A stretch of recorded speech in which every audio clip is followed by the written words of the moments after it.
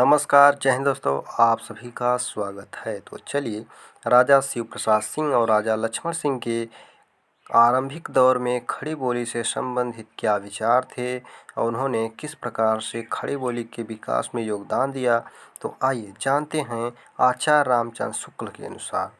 तो राजा शिव प्रसाद 1856 ईस्वी में जब राजा शिव प्रसाद शिक्षा विभाग के इंस्पेक्टर पद पर नियुक्त हुए, उस समय अन्य विभागों के समान यहाँ भी मुसलमानों का जोर था और उन्हें भाखापन, हिंदी संस्कृत से प्रभावित हिंदी को भाखापन कहा जाता था, का डर रहता था।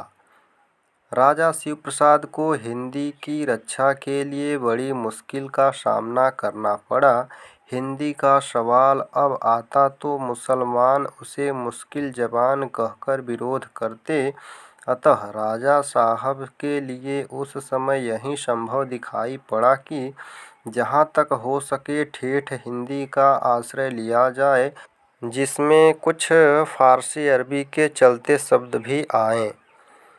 उन्होंने अपने मित्रों पंडित श्रीलाल और पंडित वंशीधर आदि के सहयोग द्वारा साहित्य के कोर्स की पुस्तकें तैयार करनी शुरू की। प्रारंभ में राजा साहब ने जो पुस्तकें राजा भोज का सपना, मानव धर्म सार आदि लिखी, वे बहुत ही चलती सरल हिंदी में थी। उनमें उर्दूपन नहीं भरा था जो उनकी पिछली किताबें इतिहास तिमिरनाशक आदि में दिखाई पड़ती हैं। मानव धर्म सार नामक पुस्तक की भाषा तो इन्होंने अधिक संस्कृत गर्भित ही रखी थी, साथ ही अपने गुटका जो साहित्य की पुस्तक थी में थोड़ी संस्कृत मिली ठेठ और सरल भाषा का ही आदर्श रखा। किंतु फिर भी यह स्पष्ट कर देना आवश्यक है कि प्रारंभ काल से ही वे ऐसी चलती ठेठ हिंदी के पक्षपाती थे जिसमें सर्वसाधारण के बीच प्रचलित अरबी फारसी शब्दों का भी स्वच्छंद प्रयोग हो, और संवत 1917 के पीछे उनका झुकाव उर्दू की ओर होने लगा, जो बराबर बना रहा, कुछ न कुछ बढ़ता ही गया। इसके कारण की पड़ताल करते हुए रामचंद्र शुक्ल ने लिखा, अधिकांश शिक्षित लोगों की प्रवृत्ति देखकर उन्होंने ऐसा किया, अथवा अंग्रेज अधिकारियों का रुख देखकर अधिकतर लोग शायद पिछले कारणों को ही ठीक समझेंगे। अब जानते हैं लक्ष्मण सिंह के बारे में। उर्दूपन की ओर बढ़ते झुकाव के कारण राजा शिव प्रसाद लगातार अरबी फारसी मिश्रित हिंदी की बात करने लगे, जिसके विरोध में राजा लक्ष्मण सिंह आगे बढ़े। प्रकृति विरुद्ध राजा शिव प्रसाद समर्थित भाषा खटकी तो बहुत लोगों को होगी, पर असली हिंदी का नमूना लेकर उस समय राजा लक्ष्मण सिंह ही आगे बढ़े। तो दोस्तों, राजा शिव प्रसाद सितारे हिंद का जन्म 1823 ईस्वी और मृत्यु 1895 ईस्वी में हुआ था।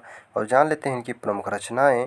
तो इनकी प्रमुख रचनाएं थी राजा भोज का सपना, आलसियों का कोड़ा, इतिहास तिमिरनाशक, मानव धर्म सार जिसे भाषा का इतिहास भी कहा जाता है, वीर सिंह का वृत्तांत, उपनिषद सार, भारत के पुराने राजाओं का हाल, भूगोल, हस्तामलक, वामा मनोरंजन, सिखों का उदय और अस्त इस वामा मनोरंजन में दिखाया गया है। राजा लक्ष्मण सिंह का जन्म 1826 और मृत्यु 1896 ईस्वी को हुई।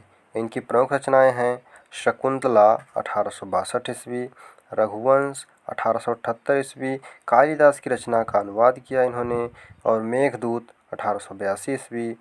तो दोस्तों, वीर सिंह का वृत्तांत जो है यह संग्रह पुस्तिका है जो स्कूली बच्चों के लिए लिखी गई थी। और दोस्तों, आप तो ये जानते होंगे शिव प्रसाद सितारे हिंद ही भारतेंदु के गुरु हैं। तो चलिए मिलते हैं अगले वीडियो में।